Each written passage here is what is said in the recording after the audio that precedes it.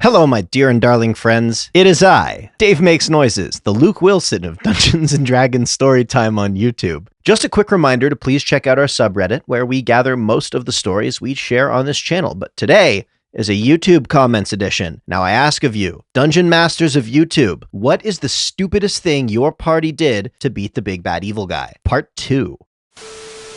The Invincible Chicken. This was my day one story my group told me when I joined and played the D&D system for the first time, so sort of cheating, but it was too good to not tell. The players discovered that for a certain amount of gold, they could upgrade the armor class of any piece of armor. Any piece of armor. And they realized that the smaller the armor, the cheaper it was. So they got the chicken that one of the party members was carrying for some reason, got it some armor, and started using as much gold as possible to upgrade its armor class. Then they got a bunch of explosions. And they got a bunch of explosives.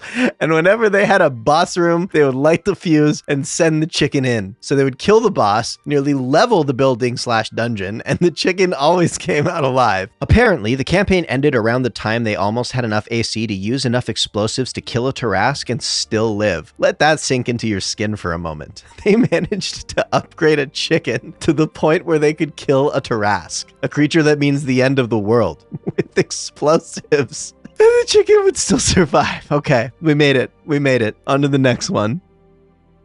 We were doing a one-shot with a warlord and 7 innocents. There was a 6-hour timer. If we didn't kill the warlord by that time, the innocents would lose. There are also lots of puzzles in it, and the DM put more than 100 hours making this map. The game starts and the warlord, who is a lot stronger, also has a magic item to succeed on any deception roll. So he says that he is not the warlord and that he wants to talk a bit and relax. Now, as soon as the innocent sits down, he attacks him. The innocent have a really high movement speed, escapes, and sees most of the other players meeting up. He goes to report that he knows who the warlord is, and everybody decided to go on a crusade. A few minutes later, the warlord, his assistant, and me, an innocent person that got randomly attacked by the crusade, were placing traps and prepared spells, and before we could do anything, the other group has a stupid, chaotic, neutral character. This is the exact thinking of the character. We have a strong man and another strong man. He takes a boat and a horse out of his robe of useful items, burns both in flames, and then says, "Throw these in the random portal. I don't think they are expecting this." They roll on disadvantage. 2 nat 20s and 2 18s. The DM says to my group, before you could do anything, you see a horse that is on fire, riding a boat that is on fire, going towards one of your comrades, and the DM says after rolling the damage, the warlord is defeated.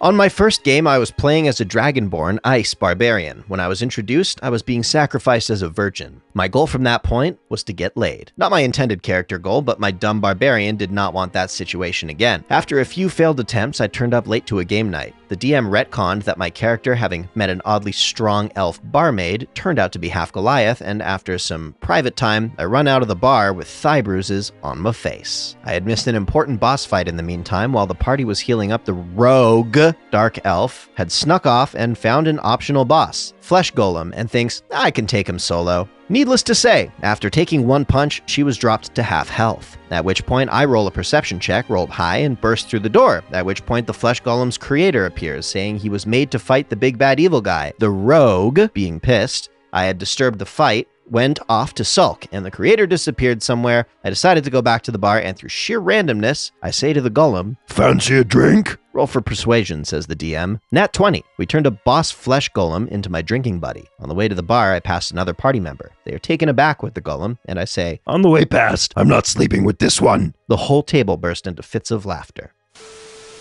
A couple sessions into a very weird homebrew world, I was an Aarakocra arcane trickster level 5 with no legs, different story, and I had 2 bags of holding. We had a big bad evil guy already who was a powerful artificer/wizard, not sure which. He was the king of a kingdom full of automatons. I had sneaked into his throne room alone. Got 2 nat 20s and a 19, which with my modifiers was a 28 or so. Took about 3 to 4 turns, but finally I was within 10 feet of him. Shoved the bag of holding into the other bag of holding. Boom! We are in the astral plane. Him and I jump into an astral pool to go to a random plane and go to Isgard. Doesn't have a diamond on him, so can't cast gate. Trap him there forever, or for a long time at least. I was running a Dune-inspired one-shot in my West March guild. The entire party had not seen or read Dune before, so it was a good choice. Though one player eventually figured out, after first incorrectly guessing it was tremors. Anyway, they fought some Fremen, and then got attacked by a sandworm after the battle due to the noise it created. I had forgotten that a few weeks earlier, I had been giving my players crystals that when smashed would release an Olympic swimming pool's worth of water instantly. Well, my sisters decided that they should fight the sandworm from the inside, and I thought that was reasonable. If you didn't know, sandworms are very vulnerable to water and have effectively a geothermal engine inside them. She smashed a crystal, instantly bursting the sandworm with an Olympic swimming pool's worth of water. The very well-planned boss fight ended in just one round. Well played, my friends. We're currently fighting our big bad evil guy. We had to split it into sessions because it was taking so long. One of our party members, a drow sorcerer who made his personal goal to make the big bad evil guy's life a living hell, found out about his fear of ducks, so he brought 3 ducks into the fight to scare him. 2 of the ducks died after the big bad evil guy, an adult red dragon, stomped on one of them and threw the other out a window. My character saved the last one and almost died while doing so. I named the last duck Richard McQuacker, and the DM accepted it. We'll try to give him my PC's old arcane focus and teach him how to be a spellcaster.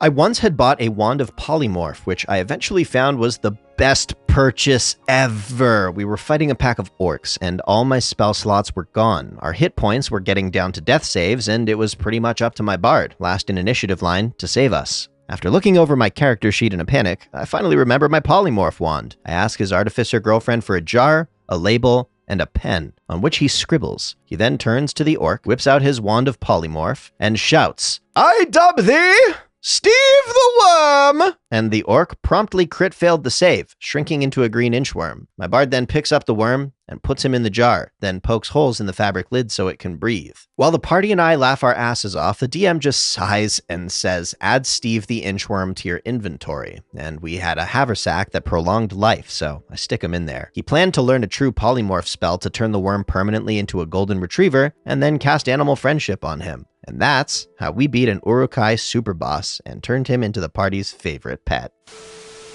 So as I told when this video was uploaded, I had my first ever D&D session today. It was a session 0 to get half of our group to get to know each other and me to get into the rules. This is what happened. My Dragonborn sorcerer and our centaur barbarian went on a rescue mission to get a tiefling, I believe cleric, out of a prison the centaur is working in. He tells me she is going to die if we don't rescue her, and calls on an old promise from our connecting backstory. The centaur begins his shift as a guard at the prison as usual, and on his walk, he tries breaking down the lock of the tiefling's cell, and is noticed by the fellow guards. 15 minutes into the session, and combat erupts. The centaur, being hit by a guard, begins to rage and proceeds to grab his warhammer with both hands, hitting one guard straight in the head, driving its head into its chest.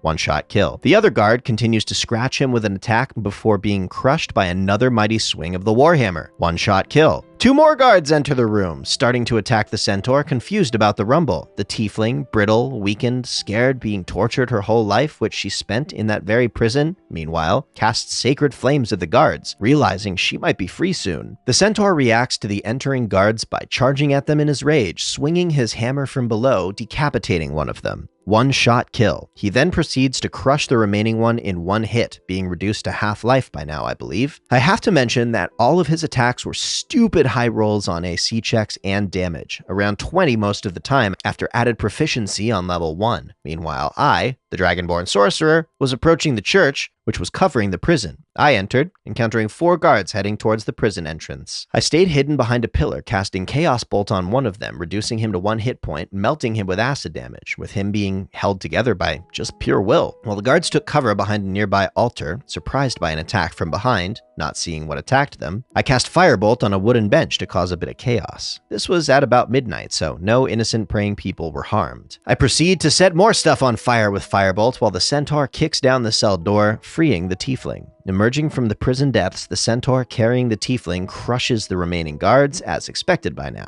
The tiefling uses Healing Word on the centaur in battle before I continue doing what I know best, setting stuff on fire. We met in the middle of the burning church, greeting us with a warrior's handshake. We emerged from the flames as parts of the church collapsed behind us. All bystanders were in awe as we made our way out of the city. No one dared to step in our way. It was fucking epic. Two things to mention. The church as well as the guards belong to a cult following a possible big bad evil guy, and we just burned his church down. Oops. Secondly, the encounter was calculated by our DM as lethal. We could have gotten away just talking too. Turns out his HP calculation was a bit off, and our centaur is fucking strong, but a bit on the stupid side. I am so hyped for our next session, the official start, meeting the rest of our 6-player group. I can't wait. Our DM is such a great person as well. I'm so happy to be a part of their group. Oh my god, that makes me so happy. I'm so happy that you're playing D&D, and I'm so happy that you're sharing it with us. Yes, welcome. Enjoy. Have so much fun. Hello, my beloved little biscuit, and thank you for focusing your infinite cosmic connectivity on this little hutch in the dark recesses of the internet and joining us today. If you want to hang out with us when we play our homebrew D&D campaign, you can find us at twitch.tv/fire_n_dice every Wednesday at noon Pacific, excluding some holidays. Check out our channel for the most up-to-date schedule, and if you love the stories and want to see them live, join us over at twitch.tv/MrRipper stream every Sunday at 2 p.m. Pacific, 5 p.m. Eastern, 10 p.m. GMT.